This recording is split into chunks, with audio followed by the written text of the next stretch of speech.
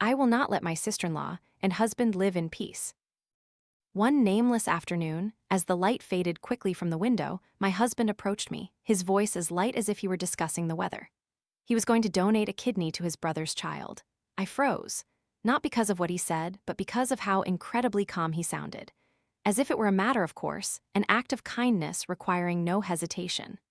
Only when I looked into his eyes, seeing the cold certainty there, did I understand that he had already made up his mind.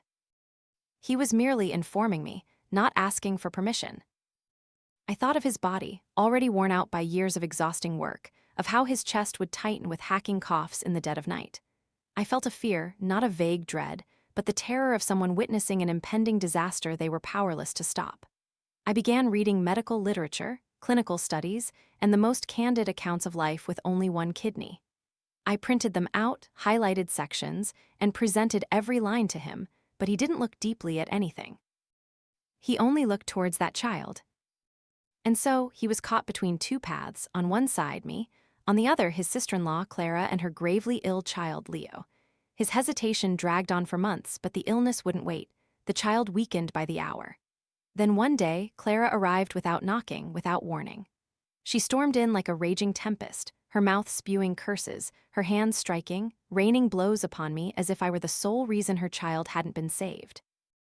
My husband, Lucas, merely stood there in silence, not a word of defense, even lecturing me with a borrowed sense of morality. "Thai, how can you let a child slowly die before your eyes without feeling anything?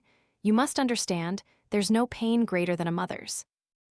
I almost sprang to my feet, a fiery rage surging in my throat. "If you want to donate, then donate, but don't force me to live my whole life with a man who is no longer whole and has no heart left for me." Before I could finish, Clara's maddened hand shoved me, sending me plunging from the high-rise balcony. Everything went dark. I departed. I died. There were no apologies, no one screaming my name. I vanished as if I had never existed in that house. Only after my death did I realize all that had been hidden beneath the guise of family. My husband and Clara had been involved in an illicit relationship for a long time. Familial love had been twisted into something putrid. He always believed that child was his own flesh and blood, which was why he was willing to sacrifice a part of himself. He had no idea he was infertile, a secret I had kept for too long, intending to reveal it on a calmer day, but that day never came. And then I woke up, not in a hospital, but at that exact moment, the day he first told me about donating his kidney. This time, I knew everything. "Thai, I truly can't bear not to save Leo. I've watched him since he was just learning to walk, and we don't have children." Lucas's heavy voice echoed in my ears like a howling wind tearing through a winter night, both bone-chilling and helpless. On the coffee table, the bright white, glaring kidney matching test result lay starkly, like a vengeful sword piercing the depths of my heart. Memories of the final days of my previous life surged like a tidal wave. Each scene, each horrifying moment, intermingled and crashed forward until it stopped at the image of Clara coldly pushing me off the balcony. That fall seemed to shatter my entire body into fragments of flesh and blood, waves of hot blood erupting, mixing with the extreme panic of confronting death itself. Yet the last sight I saw was Lucas's gentle shadow covering Clara's eyes, as if afraid she would be haunted by the sight of my demise. In that very instant, I finally understood. They had been secretly together for a long time. He had never once suspected Leo wasn't his biological son, because the boy resembled him so much, from his gaze to his demeanor. That test result was like a key confirming the blood tie he so stubbornly believed in, deepening his blind faith. I had spoken out many times, hoping to awaken him, but all my words only made me an obstacle in his eyes, the wicked woman who wouldn't let her husband save his son. When I died, he not only wrote a petition to drop charges against Clara, but also scrambled everywhere to get her acquitted, labeling it as involuntary manslaughter due to negligence. In the end, Clara was only sentenced to 5 years, but thanks to good behavior, her sentence was reduced. After 3 years, she was released and returned to Lucas's arms, continuing to live the happy life that should have been mine. They didn't even spare my name, mentioning me with contempt, saying that if I hadn't fallen to my death, Clara wouldn't have gone to prison. At this, my heart burned with a desire to transform into a vengeful fiend, to drag them to the deepest abyss of regret and sin. "Thai, why are you so silent? Are you still angry that I didn't tell you about the tests beforehand? You're my family too, and if something happened to you, I wouldn't hesitate to get tested either. You scoundrel, even at this point, he still had the audacity to utter such hypocritical words.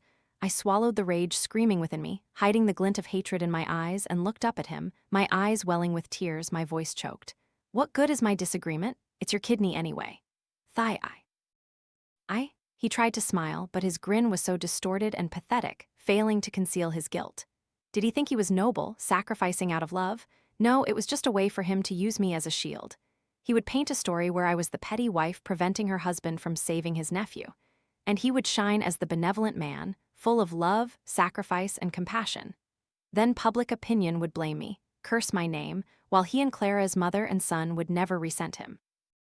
In my previous life, right after my death, he wasn't quick to donate his kidney.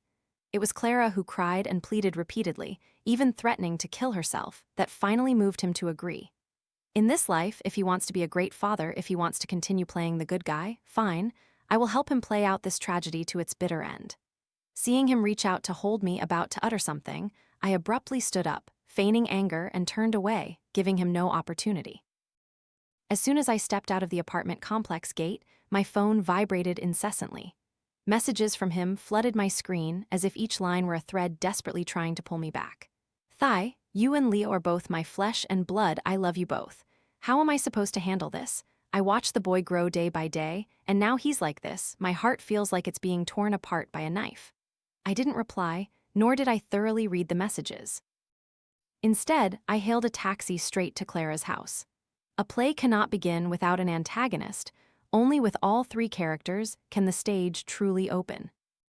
The door opened and Clara's face momentarily froze, but only a heartbeat later she rushed forward, prostrating herself at my feet, her voice trembling, her eyes red and streaming tears like rain. Thigh, I beg you, please save Leo.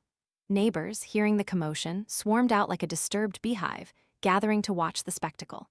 In their eyes, I was once again transformed into a cold-blooded, heartless wretch, indifferent to a grieving mother and her orphaned child. That stale trick Clara had played for years. Every time there was a conflict, she would cry, slap herself a few times, or kneel to beg for mercy, causing the crowd to condemn me as evil before I could even speak. But in this life, I was not the submissive Thigh of yesteryear. Cry? I could cry too, and my tears would be a blade. I let her continue kneeling at the doorstep while I buried my face in my hands, my voice trembling with choked sobs. That's my husband's kidney. Lucas and I haven't been married long. If something happens to him, how will I live? My sobs grew louder, my body feeling utterly drained. I leaned heavily against the doorframe, unable to bear the accumulated pain any longer. Clara froze, stunned, frozen like stone. Until now, I had always maintained my composure, never revealing my choked bitterness no matter how aggrieved I felt. I was used to enduring, to yielding, to keep my family peaceful. But this time, before she could utter a word, the whispers of the neighbors echoed everywhere. Good heavens, how shameless. It's someone's kidney, not some item you can just ask for. And to kneel and beg like that, isn't that exactly the moral coercion they talk about online? Each word, each sentence, was like a needle piercing the air, growing sharper and colder with each moment, causing Clara's face to blanch. She awkwardly pulled me inside, her eyes bewildered, not knowing where to hide her shame. As soon as we crossed the threshold, she suddenly lunged forward, crying and relentlessly slapping herself. Thigh, it's all my fault, and Leo's for dragging you into this mess. I won't bother you two anymore. I'll just take Leo and die. I stood there, my eyes following her every self-inflicted blow. In my mind, the scene of her pushing me off the balcony years ago replayed in slow motion, chillingly vivid. The emotions I had suppressed for so many years boiled over, urging me to step forward and finish her act for her, so I could savor the sweet pleasure of revenge. It didn't take long for Clara's face to swell, the corners of her lips bleeding. This time, she truly poured her all into the role, but I suspected even she couldn't continue much longer. I immediately feigned panic, rushing forward to pull her hands away, not forgetting to let out a few sighs of sympathetic concern. Why are you blaming yourself like this? Illness isn't anyone's fault, and no one wants to be in this situation. Thigh, so you agree, right? Before I could answer, she quickly pressed on, her voice trembling, her eyes filled with fear, as if afraid I would change my mind. I tilted my head, gently nodding, my eyes brimming with tears, an unspoken helplessness on my face. Seeing this, she immediately knelt down again, bowing her head repeatedly. Thai, Leo and I will be indebted to you for life. Once Leo recovers, I'm willing to work like an ox or a horse to repay this kindness. Clara looked truly pitiful then, her face tear-streaked, her eyes imbued with a sincerity that could melt anyone's heart. If I hadn't carried the memories of a previous life, I might have believed she was just a desperate mother, bowing her head in supplication out of love for her child. Repay me? In the previous life, she indeed repaid me very thoughtfully. During the years she was imprisoned, every time Lucas visited, she would sob and lament that I wouldn't let her go, that I haunted her dreams, demanding revenge, making her so afraid she couldn't eat or sleep. Sometimes she even considered death to atone for her sins. What a liar. If I hadn't been so preoccupied with finding a way to kill Lucas, I almost would have believed I had truly become a lingering, vengeful spirit, clinging to her in every nightmare. If I truly had that ability, could Lucas have lived such a peaceful life? That pathetic man only ever harbored deep affection for his sister-in-law. The moment Clara was released, he sought out my grave, carrying bags of iron sand to pour around it, following a superstitious custom that ghosts fear iron sand. He scattered so much that the ground around my grave was stained reddish-black, as if burned. Each time he scooped and scattered the sand, he whispered like an incantation. Thai, I had no choice. Clara didn't mean to push you. It was all your bad fate. You were an orphan from childhood. Even if it wasn't Clara, it would have been something else. Please forgive her, okay? I couldn't reply. I could only drift silently in the void, watching him perform actions that would make the living shudder. I wanted to rush forward, to tear him to pieces, to scream for heaven and earth to know his sins, but it was useless. I was no longer human. I could only stand there helplessly, watching him scatter the last grains of sand onto my cold mound of earth. Iron sand couldn't banish ghosts, but a dark human heart was enough to make the entire universe tremble. Yet it didn't stop there. Not long after, Clara claimed, I still won't let her go. She says I hate her to the bone. To convince Lucas, she even used a scarf to strangle herself until her neck was bruised, then wailed that I had done it in her dream, that I knew he had scattered iron sand and therefore refused to forgive him. Lucas hesitated for a few days, then immediately sought out a master from Southeast Asia to change the feng shui, hoping to prevent my soul from ever finding peace. They erected a massive 8-sided stone stele on my grave. On the surface, they said it was to pray for my swift reincarnation. But the truth hidden beneath that facade was a sinister conspiracy. The stele had been soaked in a dark magic oil for 81 days just to imprison my soul, turning me to ash, completely dissolving my existence in this world. Hate boiled within me like a red fire, incinerating my very soul. My heart felt squeezed, my eyes glowed with blood. I only wanted to scream and rush forward to tear every fiber of flesh from Lucas's body. I looked up at the sky, roaring in despair, my voice hoarse, asking the heavens with bitter resentment, why persecute me so? What if I was an orphan? That wasn't a sin I chose. Since childhood, I never did anything underhanded. I once believed that the suffering I endured would never be inflicted upon anyone else. As I grew up, every month I sent a small portion of my meager earnings to help the orphanage. I lived righteously, accumulated good karma, performed good deeds. When I entered marriage, I entrusted my entire sincere heart to that man, hoping to build a warm home with him. But what was the result? I was pushed off a balcony, dying a tragic death, but even that wasn't enough for them. They wanted my soul to never find peace, to dissolve into nothingness, never to be reincarnated. Why? What did I do wrong? Just as my heart was overflowing with resentment and bitterness, the sky suddenly thundered with lightning. A colossal lightning bolt tore through the dark clouds, striking down with immense power. I thought the heavens were punishing me, wanting to burn me with divine fire. In that moment between life and death, I didn't hesitate. I lunged straight towards Lucas. If fate forced me to turn to dust, I would drag him along with me. However, the lightning bolt didn't strike me. It hit the stone stele, instead the very thing that had suppressed my soul all this time. In a blink, the stele shattered into countless fragments. Before my eyes, only a brilliant white light remained, sweeping away all images, all sounds around me. When I opened my eyes again, I had returned to the past. Those tragic memories still surged like a tidal wave in my head, making me want to immediately grab a knife and slice apart the people who had caused the tragedy of my life. But I couldn't. This revival was a miracle, a gift from fate. I couldn't let anger cloud my judgment. This was my only chance to demand justice, bit by bit, without a single error. I didn't just want revenge. I wanted to make them crumble, with my hands remaining spotless. At that moment, Clara was chattering incessantly about how she and Lucas would repay me after Leo recovered. Repay? In my previous life, I understood all too well their idea of repayment. This time, let's see how I truly repay them.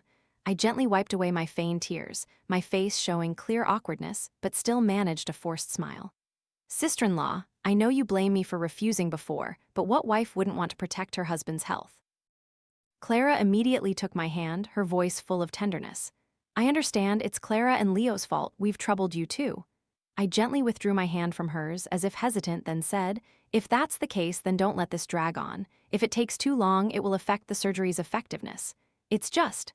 I suddenly stopped, covering my face with both hands, bursting into choked sobs. Clara panicked, quickly asking, it's just what? Thigh, tell me what's wrong. I wouldn't even hesitate to give my life. I sobbed as if revealing a long-buried grievance. It's just that for the past few years, I haven't been able to have a child for Lucas. I heard that kidney donation will affect future pregnancies, and he loves children very much. His elder brother passed away years ago. How about Leo calls him his foster father? As soon as I finished speaking, Clara's eyes immediately lit up, her expression changing from sadness to radiant joy. That's simple. Lucas saving Leo is like giving him a second life, isn't it? I'll go to the hospital to pick him up right away. We'll have a foster father adoption ceremony and schedule the surgery immediately. Her eyes looked at me like someone about to be freed from darkness, brimming with hope. I continued to cover my face, my expression helpless, only sighing softly. What did Lucas say? I heard. That evening, Lucas returned home after a relaxing stroll. Inside, Clara had already prepared a meticulous banquet, full of hot dishes. As he opened the door, he immediately heard Leo's clear voice. Foster daddy? Before Lucas could react, the child ran and hugged him tightly, tears welling in his eyes as he said, thank you, foster daddy, for saving me. I will surely support you for the rest of my life. Lucas stared at me, his eyes bewildered, as if trying to find an explanation, but I just coldly turned away, pretending to still be angry, not bothering to even glance at him. Just then, Clara rushed over, quickly grabbing his hand, her voice full of pleading. Brother Lucas, Thigh has accepted, she won't hinder this anymore. We must hurry with the surgery, Leo can't wait any longer. She leaned against his shoulder, her posture as fragile as a lotus petal in the wind, looking as if she would collapse if not supported. Lucas seemed about to speak, but before he could, he was surrounded by Clara and Leo, who took turns relentlessly persuading him. From the child's touching words calling him Daddy, to arguments like, surgery schedules are hard to book these days, and doctors are busy, if we don't hurry, we'll miss the best opportunity. They even emphasized that Clara had spent so much effort that afternoon to schedule with the doctor, and as soon as dinner was over, they could go to the hospital for procedures, checkups tomorrow morning, and surgery in the afternoon. Lucas swallowed hard, then turned to look at me as if searching for a lifeline. Thigh, are you really okay with this? I just sighed softly, my tone nonchalant. Well, it's your kidney. What good would my objections do? Thigh, Don't say anything more. I cut him off, my voice calm but resolute. I've prepared clothes for you. I hope your surgery goes smoothly. With that, I raised my hands to cover my face, as if too emotional to speak, then turned and walked into the house, leaving the stage to Clara to continue her performance. Before long, she knocked on my room door. I said nothing, just silently handed her the prepared bag of clothes and then offered to drive them to the hospital. On the way, whenever Lucas tried to speak or signal something to me, I pretended not to see, hear, or know. Fortunately, Clara didn't let him get a word in either, sometimes crying and complaining to Leo, other times effusively thanking Lucas with cliché but deeply grateful words. I drove at a speed like I was fleeing, running a few red lights. Before long, we arrived at the hospital where Leo was being treated. Before he was wheeled into the operating room, I maintained the facade of a considerate, understanding wife, even nodding encouragingly to Clara a few times. But as soon as the operating room doors closed, leaving him with a pale face, I stopped acting, coldly said goodbye to Clara, and left. Are you kidding? Was I supposed to stay there and take care of him? No way. I had countless spiritual gifts waiting to be prepared for him. Beforehand, I had carefully ordered a series of in-depth books and magazines about the effects of losing a kidney. Everything from scientific data-driven reports to sensationalist articles that would keep one awake with worry. I arranged each book neatly at the head of the bed, like a deep concern from a farsighted wife. Not enough, I also scattered a few more on the coffee table and sofa, just in case he accidentally overlooked them. After finishing, I left that house, taking with me all the money within reach. After all, it was still community property during our marriage, and I saw nothing wrong with using it to compensate for the years I had lived like a shadow. Lucas was a government employee. His salary was enough to live on, but not abundant. I worked freelance, sold things online, occasionally wrote articles for magazines or websites. On paper, our lives should have been very stable. But everything started to go awry after his brother died. Then Leo suffered from chronic illness, and he constantly provided for them, while I bore all the living expenses. For the past 2 years, most of the household money was managed by me. The mortgage, medical bills, living costs, everything suffocated me. I had once thought he was his nephew, a pathetic child, so I tried to endure and empathize. But what happened? I saved every penny, sacrificed everything, only to be blatantly exploited. This time was different. I didn't hesitate and immediately booked a flight to the Maldives, a well-deserved trip for someone who had just escaped shackles. When the surgery was over, he called me. "Where are you?" I picked up the phone, a slight smile curving my lips, my voice still calm. "I'm enjoying the life I deserve." I lay stretched out on the beach, the sunlight warming my skin, the sea breeze sweeping through. But on the phone, my voice carried a hint of anxiety.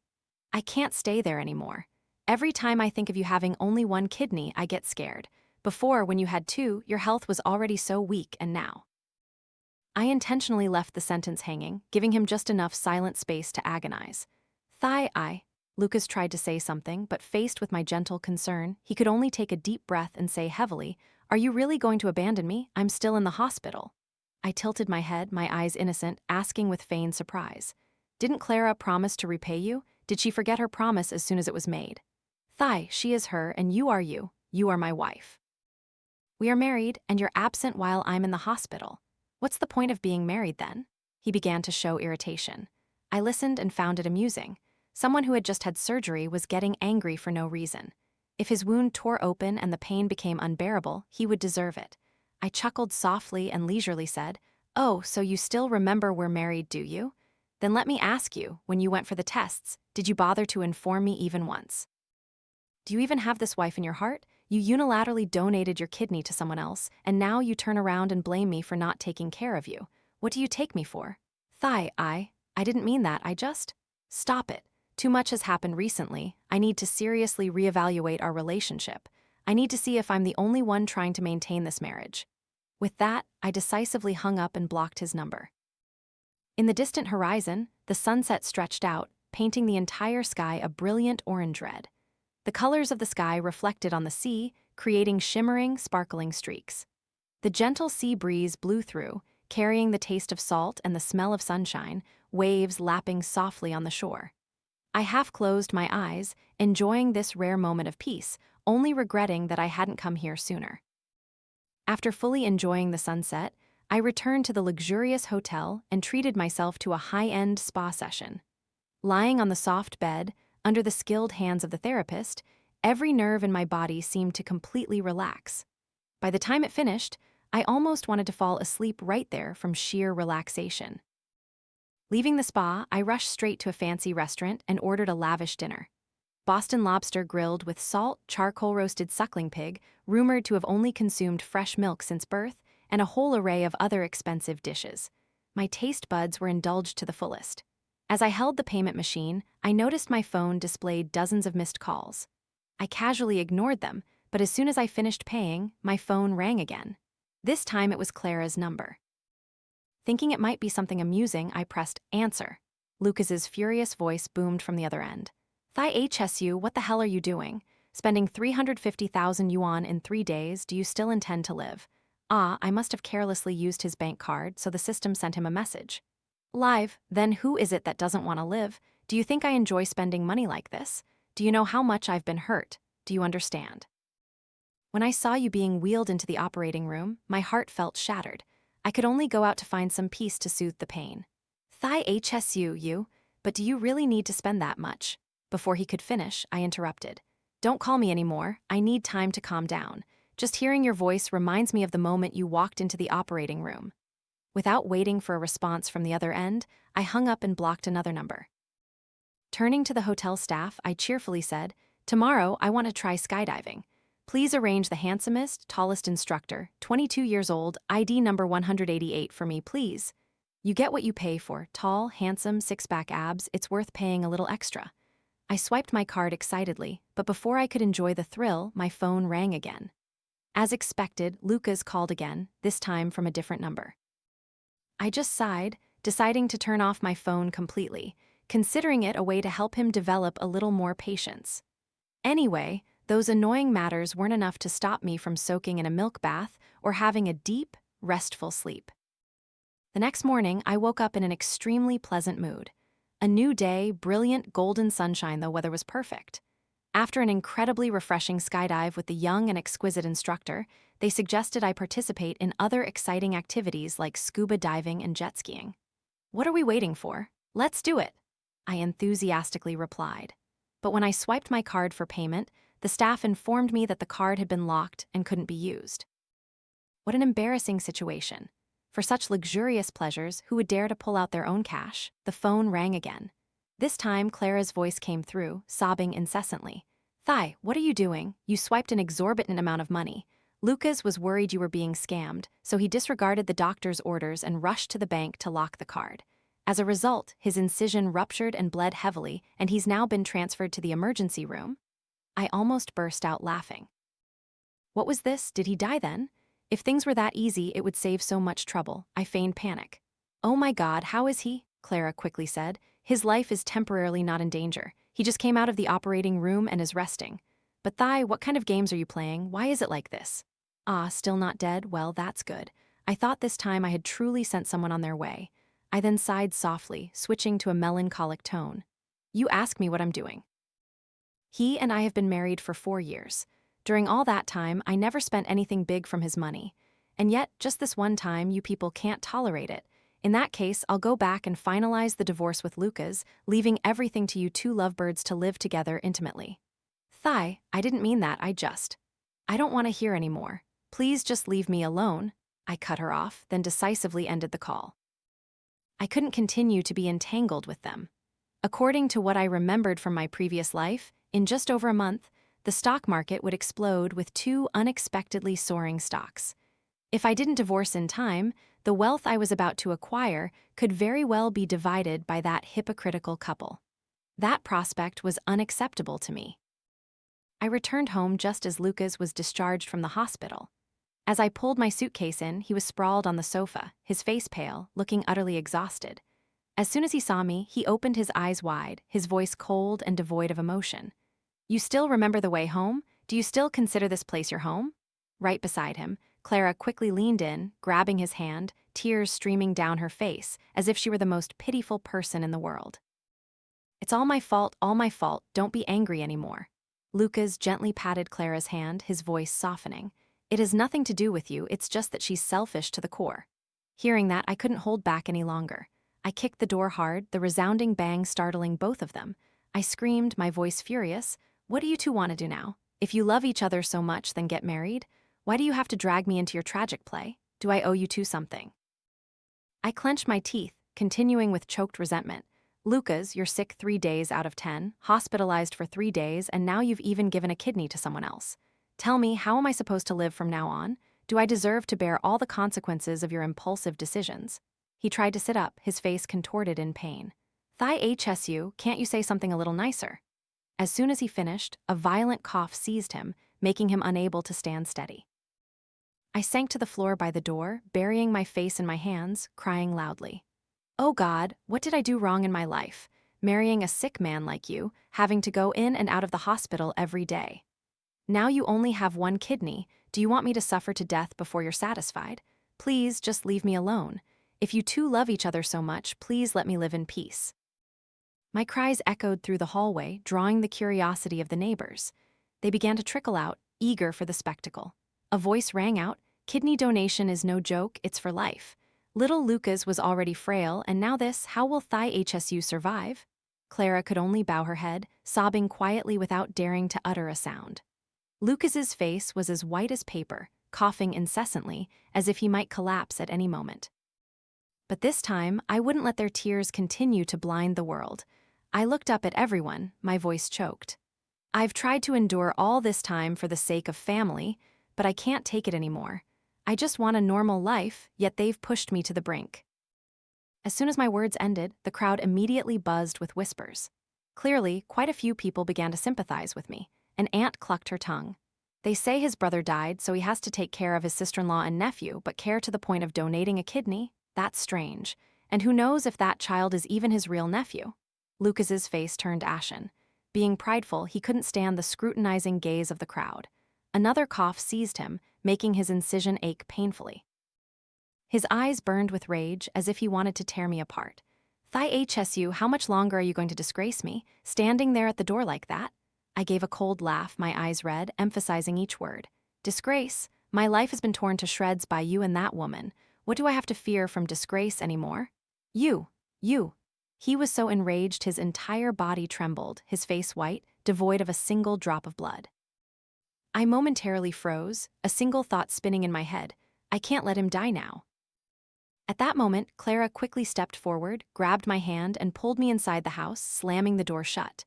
I didn't resist, let her do whatever she wanted. The moment we stepped inside, Clara suddenly knelt down, slapping her face mercilessly. "Thigh, it's all my fault, it's me and Leo who dragged you into this mire." I sat on a chair, my gaze cold, following her every movement, not saying a word.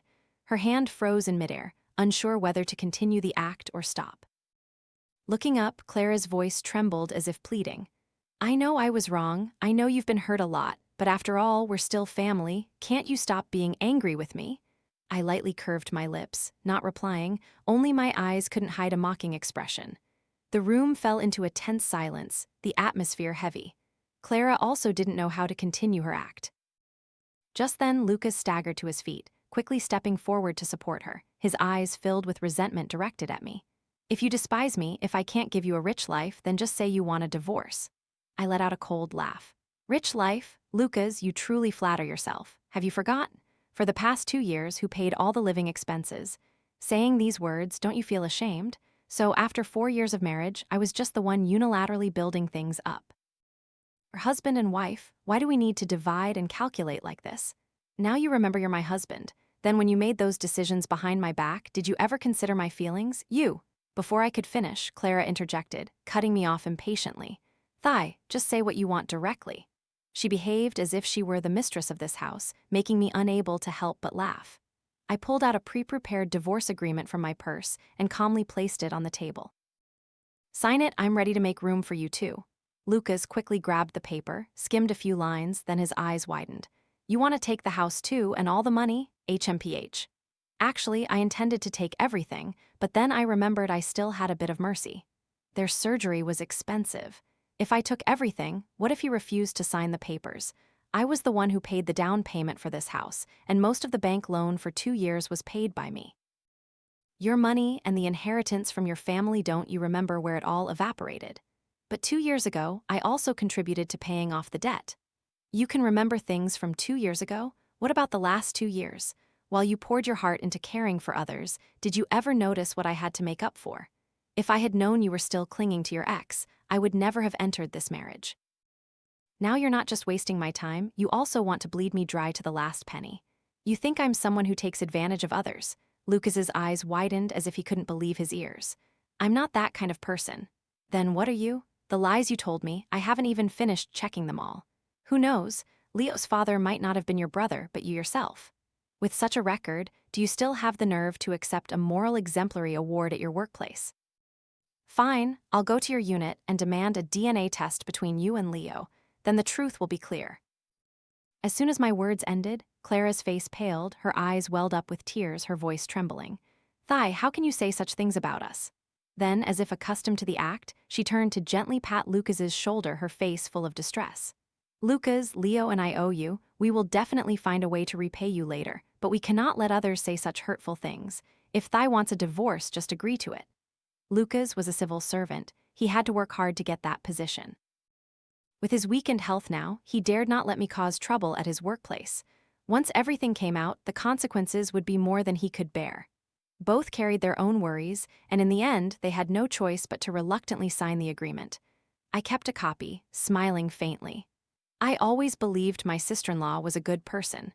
From now on, taking care of Lucas will certainly fall to you, and this house is mine. I believe your morals and self-respect won't allow him to continue staying in someone else's house, right? HMPH, who wants to stay?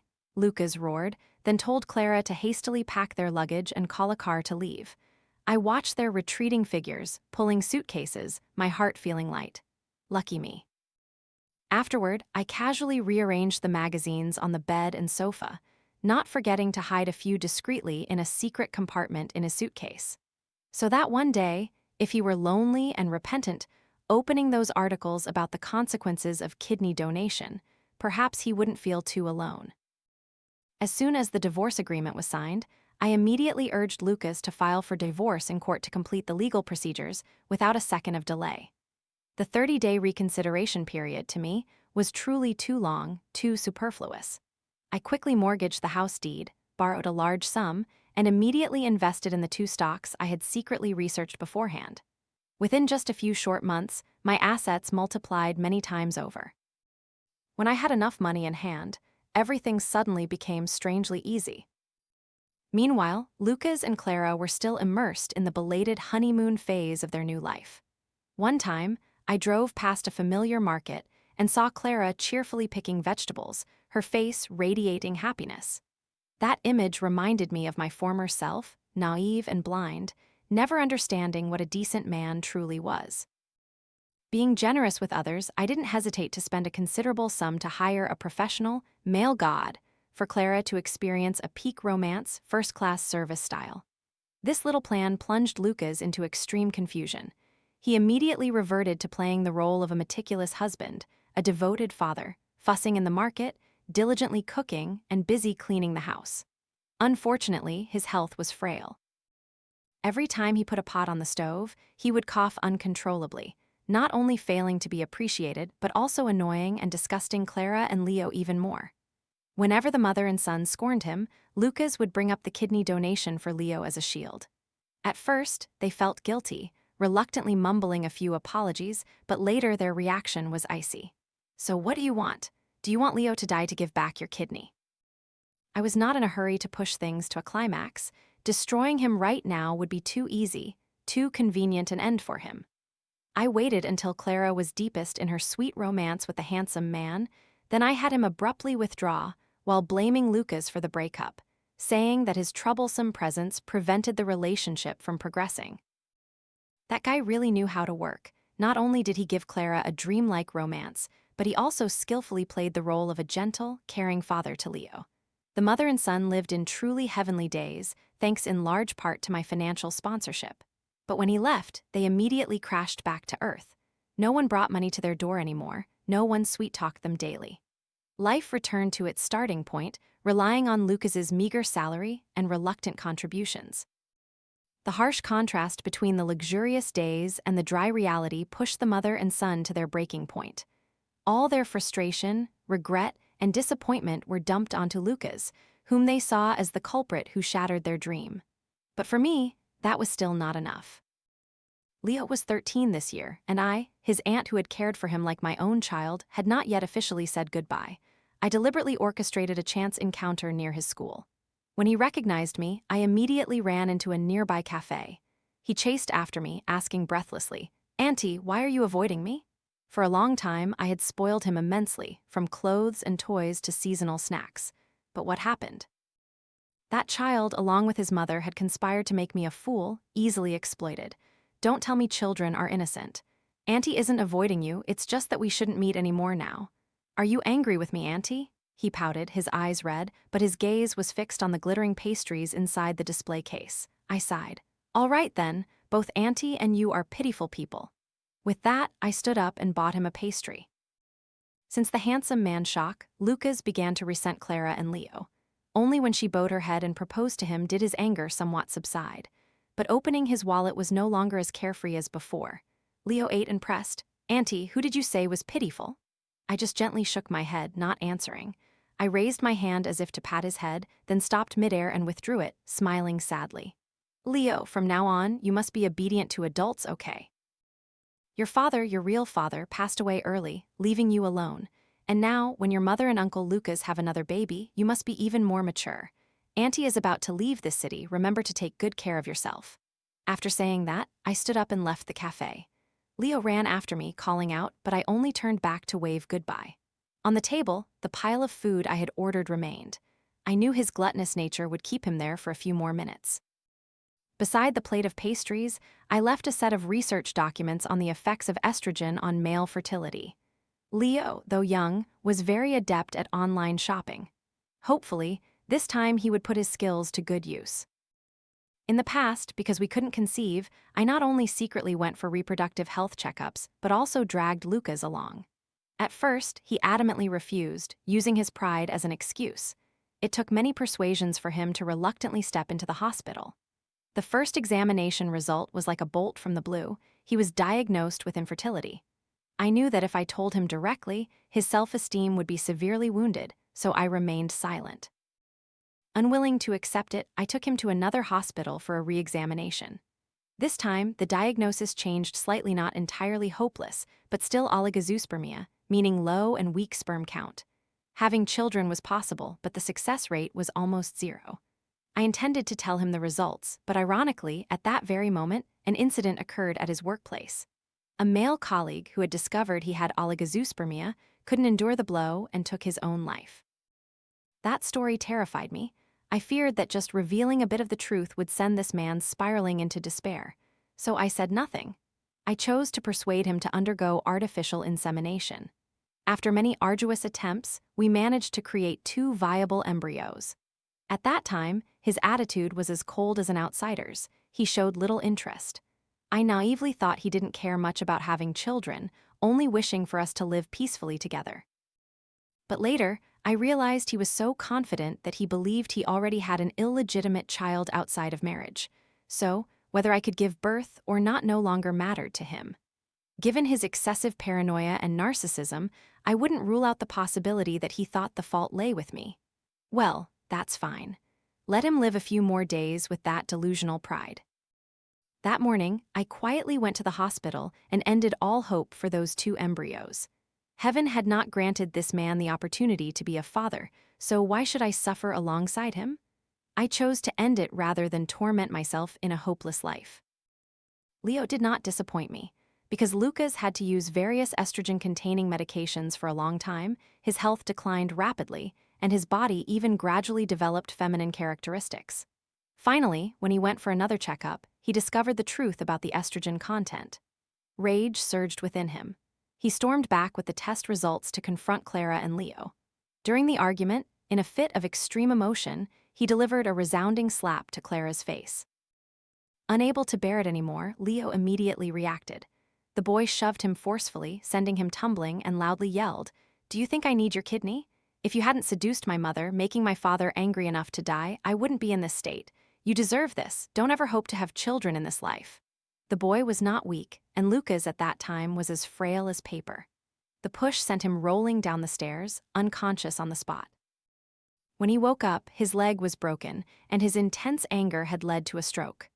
Clara and her son, after the incident, largely neglected him, rarely visiting the hospital. They only hoped he would disappear as soon as possible. But how could I let him die so easily?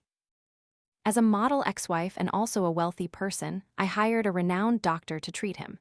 Thanks to this, he escaped critical danger. The time I visited, he was so emaciated I barely recognized him. As soon as he saw me, his voice trembled. "I can't believe you saved me. Thai, I owe you too much." I feigned a gentle sigh. "That's old news, why bring it up? I used to resent you, even suspected Leo was your biological son." I secretly did a DNA test just to quell my suspicions, and the results showed you truly are a good man, only helping others. "What?" I pretended to be surprised. "What's wrong?" "No, nothing." His face turned pale, his hands trembled like falling leaves, unable to hold anything. I knew I had achieved my goal. Without another word, I left, leaving him alone with the fear gnawing at every nerve. As soon as he was discharged, he immediately sued Leo for intentional assault. Clara feared her son would face criminal charges. During the argument, in her agitation, she unfortunately pushed him down the stairs again. This time, he was in a coma for a month. During that time, wanting to save her son, Clara signed a waiver, agreeing to a settlement. I was a little disappointed. If she was going to act, why wasn't she a little more decisive? What a pity, perhaps I should find a way to enrich her life further. As for Lucas, he still wasn't dead. I don't know how, but he still managed to recover, truly persistent like a leech. After waking up, he returned home, set fire to everything, intending to bury Clara and Leo with him in the flames. But unfortunately, the fire only consumed Clara. Lucas and Leo survived but suffered severe burns all over their bodies, their faces unrecognizable. Afterward, Lucas was convicted of intentional arson, awaiting execution. Before he was escorted away, he called me. His voice was laced with such despair it almost shattered. "Thai, do we still have those sperm and embryos we stored?" I let out a bitter laugh. "What do you think? Lucas, this time you're truly without an heir. Don't ever dream of having children again in this life." His voice choked as if desperately clinging to a sliver of hope. "Thai, do you hate me that much? If you hate me so much, why did you spend money to save my life?" I curved my lips. "Do you think I'd let you die so easily? Furthermore, I'm just telling the truth.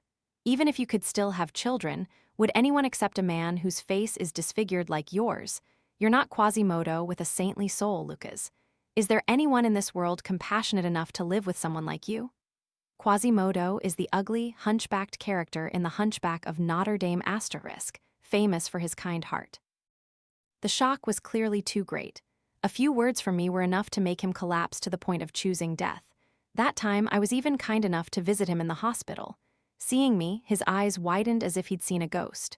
You're still alive? Had he reincarnated too? Good.